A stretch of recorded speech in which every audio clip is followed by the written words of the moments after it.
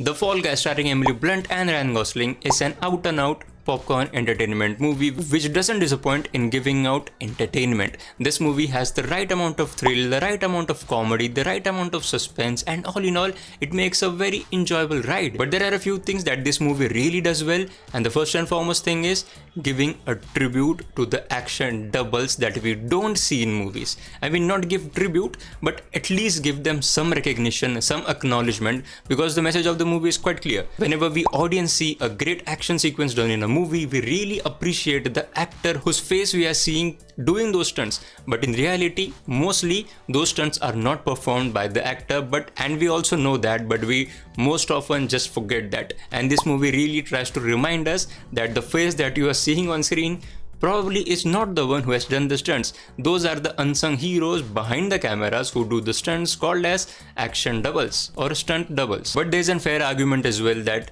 those stunt doubles are actually paid to do that job. It's their job to do those stunts, and even it is mentioned in the movie too. And I'm not complaining, I'm not saying that that's wrong or that's right, but it's just the movie whose intention is to at least give some recognition or some acknowledgement to the stunt doubles of the industry. But does having only a good intention actually makes this movie a good one? Not at all, because the other aspects of this movie are pretty interesting as well, are pretty good as well. The first one is obviously the comedy of this movie. The comedy of this movie takes you a lot of places. Right from the start to the end, this movie is filled with comedy, and there are a few other aspects to the comedy as well, which we'll talk about later in this video. But there are other few things as well which really drives the movie. One of the things is genuinely very cute chemistry between the two main leads, Emily Blunt and Ryan Gosling. Both of them looked very good on screen. Oh, by the way, I just forgot to tell you the story of this movie. The story of this movie centers around our guy, a stunt double, and the actor who he doubles for. But one day the actor actually goes missing. So why is he missing? Then our main lead guy, Ryan Gosling, is actually asked to find that guy, and then a lot of things actually come into place. But within all of this about finding the main actor, there's this love story between the two main characters. The movie for most part is quite engaging, and between those engaging sequences there are a few big gigantic action sequences as well, which are hilarious to watch.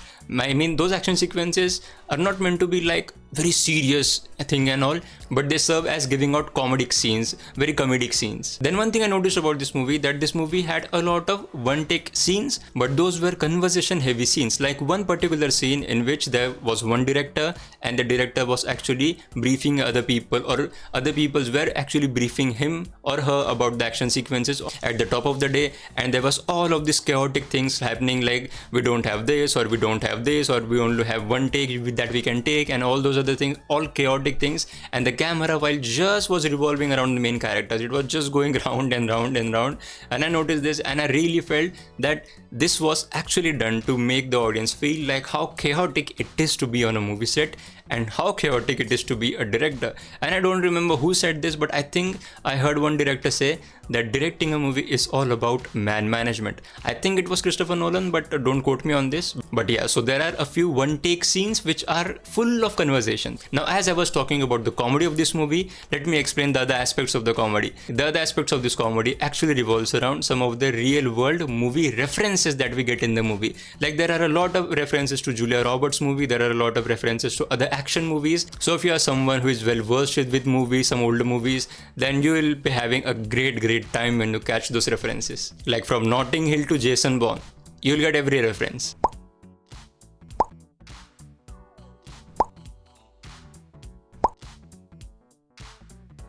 And as I was talking about the chemistry of this movie, the chemistry between Ryan Gosling and Emily Blunt, it was a confrontational scene, and that confrontational scene was designed in a way that it was blend into the story of the movie that they were making.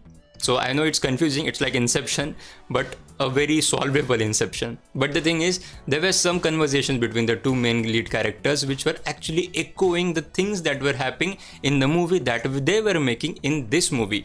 It's confusing, but when you watch the movie, you'll get it. And I think that was done pretty well as well. And one more thing about them, that it was a split screen scene, and that split screen scene was really executed very well. I absolutely loved that split screen scene. But just to sum up, The Fall Guy is a very nice entertainer movie. You'll get enjoyment out of it. It doesn't ask a lot out of you, but it gives you entertainment. If you're a Stranger Things fan or an MCU fan, I highly recommend you to go into my channel and check out the latest videos that I have made on similar topics. And as always, thank you so much for watching.